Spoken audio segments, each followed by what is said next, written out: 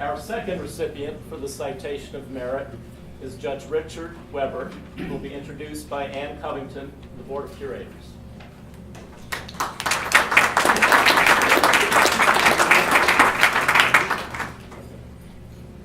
I have great respect for Judge Weber.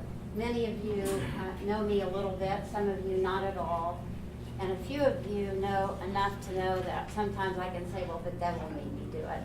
And so I've just got to start that way for just a little bit. We have only 2 to 4 minutes, so I'll keep the devil part short. However, I thought that Judge Weber must have made a lot of phone calls before he got down the list to me to speak about him, because we have an unusual relationship over the years. He has no knowledge of what I'm about to say, nor has he consented. And in fact, I myself, with this little prefatory remark, decided only a couple of days ago to include it. But just to give you a little sense of the relationship that we have, I sent an email to Judge Weber March 28th, and here I'm going to quote it exactly. I pulled it up out of my trash. Hi, ugly. I'm just getting warmed up. Have you a bio that you could forward? It will take many weeks for me to think of something nice to say about you on the 25th of April, so I thought maybe I'd better get an early start. Signed, Annie. A reply came somewhat later in the day saying, and this is also verbatim, Betty will send. I hope there will be something you could consider exposing in a positive manner. Part of the time, I was good to my dogs. Does that help? Signed, Dickie. So I hope that now he's worrying about what comes next. But it's difficult to distill in 2 or 3 minutes, truly, the many things I would like to say about Judge Weber. And I've tried to do that in 3 main points, and each of them brief. But first of all, I would say, when I think about him, I think he's the guy. If there's a problem, Judge Weber assumes he will be part of the solution. I've had experience with him over the years in that when Judge Robertson and I were baby judges on the Missouri Supreme Court, i.e. there a very, very short bit of time, Judge Weber, along with 3 of his circuit court colleagues then, he was a circuit judge, a state court judge then, came to Chip and to me and said, things in the administration of the Missouri judiciary are in need of great reordering. I'm putting it politely. But he did assume, along with his colleagues, that he would be part of the solution. He was right there in the forefront in the Critical Issues Committee. And the reason he's so successful at these kinds of things is that he has an intuitive understanding of diverse views. He's gentle yet firm, and he has a manner of bringing people together. The kind of man he is the kind of person whom others feel an easy collegiality with. He leads with grace. Secondly, he has a rich life otherwise in our profession. He's incredibly highly regarded by other judges and lawyers. There are a long list of awards that are not included in the materials that you have this evening, but awards and recognitions of Judge Weber, which he has not received because there's a label after his name. This law school, the American Bar, the Missouri Bar, all have recognized him, as have so many other entities in the state of Missouri and this country. And as I look at the list of things that I have reviewed from that bio that they did send, what stands out when I try to look and say, okay, how can I condense this, are 2 sort of general areas with respect to Judge Weber. One, I would characterize as his interest in equal justice, and the other would be his interest in public interest issues. So then that takes me to the final point, and I think the most important one.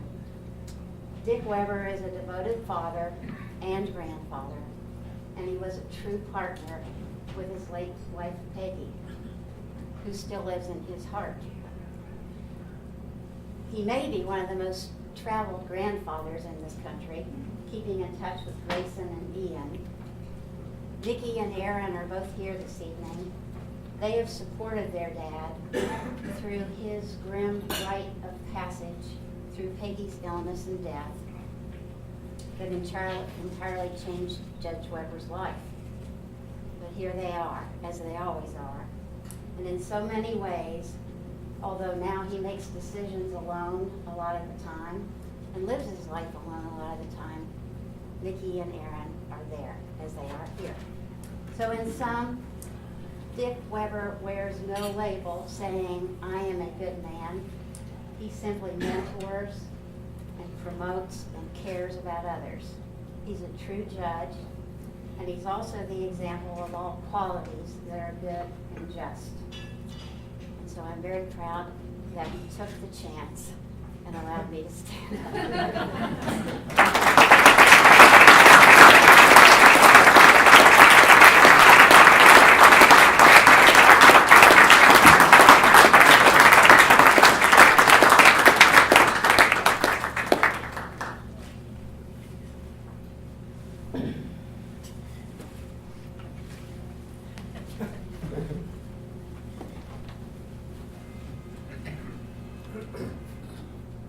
I am a brave man to share a public appearance with our former Chief Justice.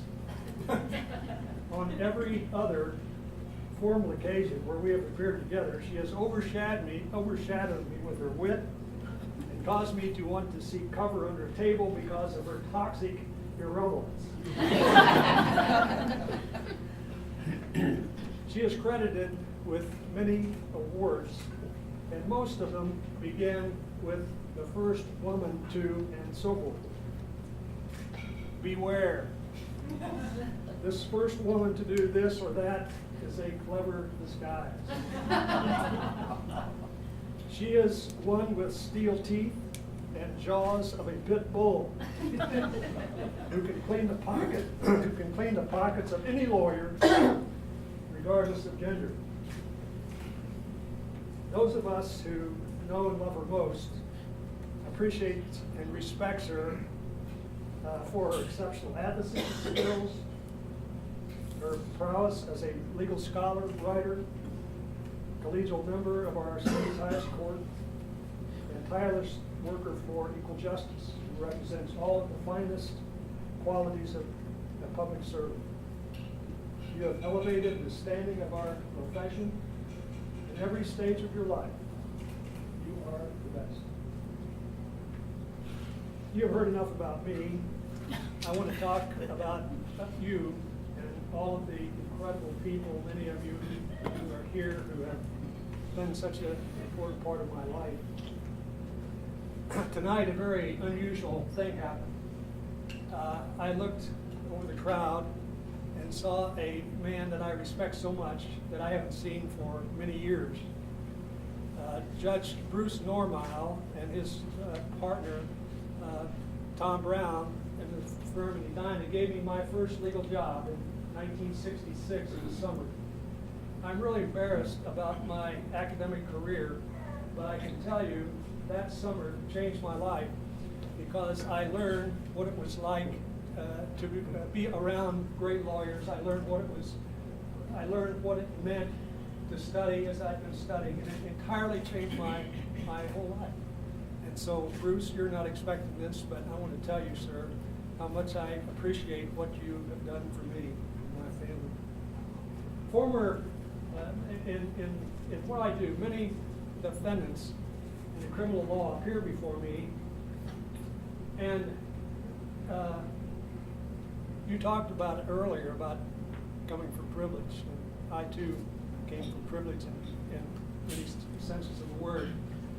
The individuals I see come from extreme poverty. Many have been physically, verbally, and sexually abused by their family members and neighbors. I grew up in a neighborhood where I had the absolute best parents in the world, and neighbors that would have jumped in front of a train to save my life. And so frequently, I try to gain a better understanding and relate to those individuals that appear before me as criminal defendants. And I tell them that story of how it's difficult for me to understand how they have survived and come as far as they have. And these are words from that appeared on prison stationery from someone I sentenced. He said, "When you addressed me, it felt like someone really listened and cared. I really broke down when you told me about your childhood. While not making excuses for my choices, you spoke with understanding and sincerity, which meant the world to me. I will do everything I can not to disappoint you." My point is, I am so incredibly thankful for the parents I had, for the neighbors I had, and for the people who gave me such a great beginning. There are many here who know of the character of Peggy, who stood with me as we built a very substantial private practice in the late 1960s, 1970s, for 11 and a half years, then for 17 years as a circuit judge. Much of the time when I was traveling around to 63 counties by Supreme Court order to do cases in other places. And then 13 of the 15 years, 13 of the 18 years I've been a federal judge. Peggy was there all the time and deserves a greater share of this reward. She was a blessing to me. She made me better. Erin graduated in 1996 from this school. She is a managing partner of the firm of Littler Mendelson in Denver. She is also on the board of directors of the international firm, traveling around the United States on a weekly basis, it seems, doing the business of that firm. And so a good argument could be made that the Ron Weber is appearing before you tonight for this award. Erin is extraordinarily well qualified. Dr. Nikki Weber Moore graduated from the university in 2002 with a PhD degree in counseling and psychology. She had an amazing career as a track star at the university, setting many records, and was an academic All-American. One of the most memorable moments of my life was watching her appear in the United States Olympic uniform as a member of the United States Olympic team at the Junior Pan Am Games in Winnipeg, Manitoba in 1993. She is now Senior Associate Athletic Director at the University of Oklahoma. She leads Black and Gold, and the happy day of my life will be when I see her return to this university, promoting this university. Both have so deeply enriched my life with their unfailing love and encouragement. They have provided me 2 sons, 2 grandsons, and continuous request to be and share their lives. And you are right in knowing they had a remarkable mother. To the class of 1967, I say we are a parsimonious group. When I look at the tally every year of the giving of each class, we have to do better. We're shameful. I'm embarrassed by that. And so hopefully we will. One event I want to talk about, I was elected as the National Vice President of the American Law Student Association in 1966 by the law schools of the 8th Circuit. We had the conference here. Julian Bond accepted my invitation to speak at our conference on the subject of civil disobedience.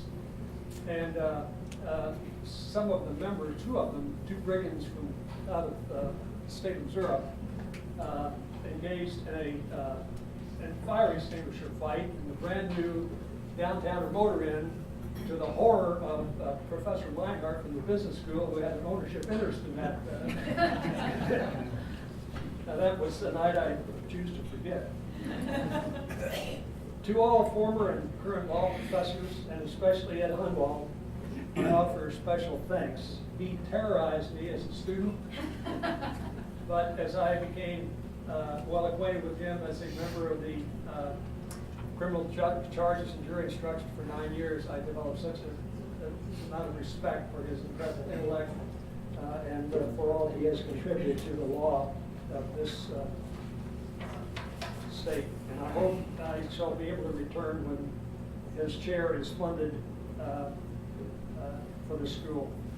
Dean Myers, a man of vision for our school. You offer encouragement to all of those who will practice in the area of intellectual property. This expanding field has been challenging in St. Louis. Firms who are recruiting graduates for the specialized division, and we have been lacking in this field. And this preparation for this new division within the school is going to be so beneficial. It would give me a good opportunity to talk about the law clerks that have come from this school who have served in chambers. We had a party recently for birthdays for some of the law clerks and some of the team clerks, and the court reporter came to me and said, you know, you've always had the best law clerks on this court, and I do know that. And most of them came from the University of Zurich. Well, you've heard Coach Norm Stewart say, when you see a turtle resting on top of a fence post, he did not get there without some help. And it is obviously so with me. God has so richly blessed me. A small town boy, raised in a small farm, to be considered for this award is a testament to those who believe that you can have a part in the American dream. I have lived that dream. It's because of those who I've already mentioned, and because of so many here and so many others that I have been selected for this award, and I'm so thankful for it. My identity socially, financially, professionally is because of this law school. And you, my family and friends, have made this possible. I can't do anything or say anything meaningfully as an appropriate response for all I have been given, so I will simply take my seat among you and continue to draw all that is good and right in my life from you.